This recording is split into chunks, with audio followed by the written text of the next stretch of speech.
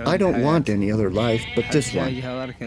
But my children want to study. The money that my wife and I earn from the sale of animals pays for our children's education.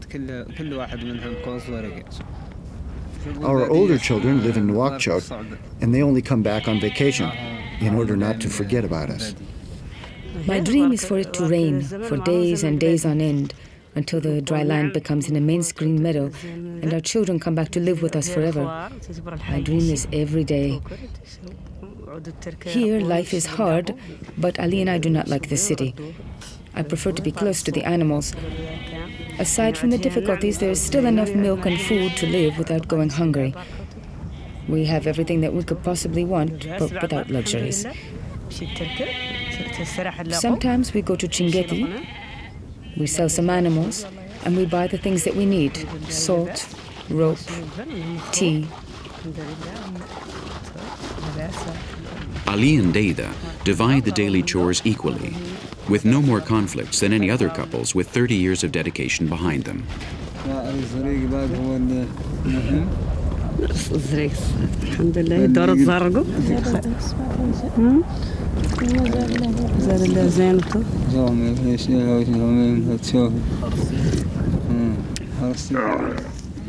In the last few decades, 500,000 nomads, 1/4 of the country's population, has swapped the desert for a shack on the outskirts of Nouakchott or Nouadhibou.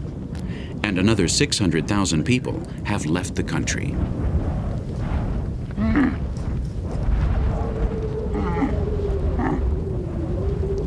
We do not get many visitors. The other camps are far away, but sometimes the neighbors are inspired to come.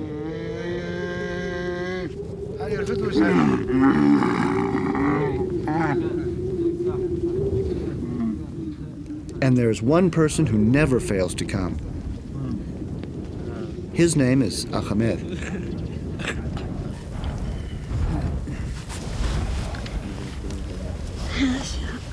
My radio is the only one within many kilometers that can pick up broadcasts from Europe, and Ahmed comes every day to listen to the French radio newscast. His brother immigrated to Marseille 3 years ago, and he says to him by listening to the French radio. He wants only to follow his brother's footsteps. I don't mind doing him this favor. In fact, I've also gotten quite accustomed to listening to it. And when Ahmed isn't here, I often tune it in anyway. Neither of us speaks French, but it has simply become a habit.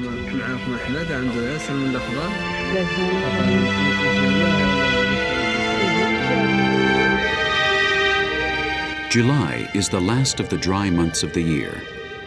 The rainy season is coming, and certainly in a few weeks the grass will begin to grow.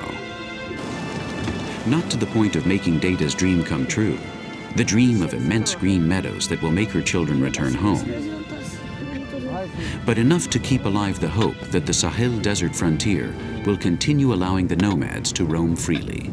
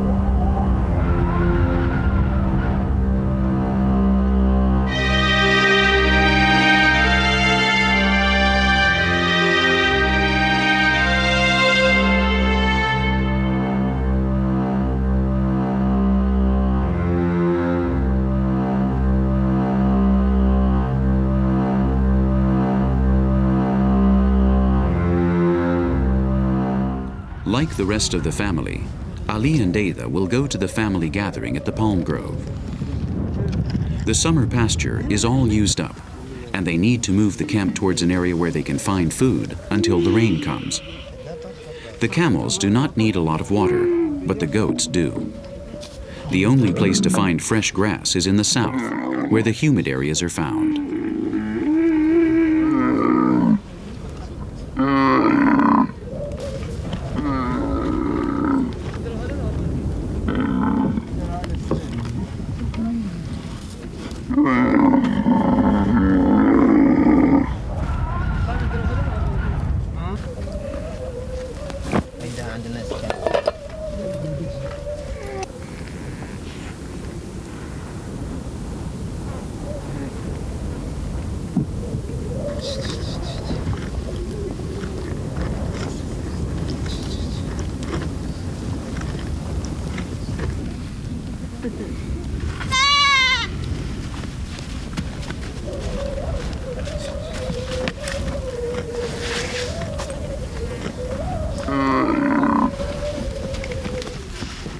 It has been a long time since I've seen my brothers. I often remember the times when more than 100 people came together for the Getna. People came to the palm grove from places that I've never heard of.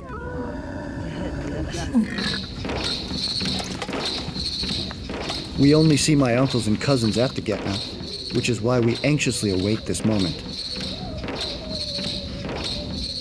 At night, our parents would stay up talking and singing until very late. My cousins, my brothers and I, would leave the palm grove and walk for a long time until the haimas looked like small lightning bugs and the canticles could barely be heard. Then, everyone started to leave, one by one, and we never came together again. I've not gone to school, but I like to listen carefully to what people say. I have memorized a phrase that a foreigner once read to me. He said that walking is in itself an encouraging movement. One's head becomes just as vivacious as one's legs. He who walks gives free rein to his fantasy, imagination, and thinking. He who walks this way has no possessions. Possessions require a sedentary life. You have to stay where you are. In the desert, since nothing owns us, we own everything.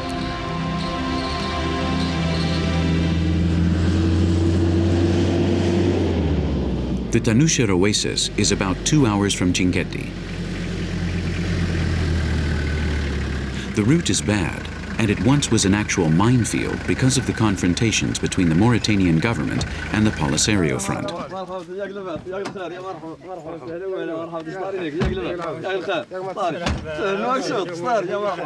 With the end of the colonial period, during the second half of the 20th century, they divided the land, and Mauritania was established as a new state south of Morocco. For the family, the Getna festival is the best time of the year. The dates are ripe, and it is the perfect excuse to continue relaxing. Harvesting dates is not big business in the Tanusher oasis. In fact, no one collects them with the idea of selling them, but rather, their only intention is to eat dates during the entire month. And if need be, they dry some of them in order to eat them throughout the year. During the Getna festival, everything takes place slowly, and with a certain routine as well. They get up every day at sunrise, and before the sun is so high, making it impossible to walk out in the open, they collect the dates. As the days go by, it is more difficult to find palm trees packed with them. What a pleasure it is to peel a ripe date and let the sugar pulp slide down your throat. Not all the dates are the same. There are different levels of quality, more than 100 types, distinct flavors, and they even look different. There are very few palm trees that can offer juicy dates. Fertile trees are well looked after, as if they were members of the family. A fertile palm tree should be taken care of throughout the year and protected from the sand. It's an investment. There are many people who will pay a lot of money for a fertile palm tree. Before, only the nomads came to these areas. But now, it has become a fad among those who earn money in the city. As soon as a business works out, people buy a herd of camels and a palm tree.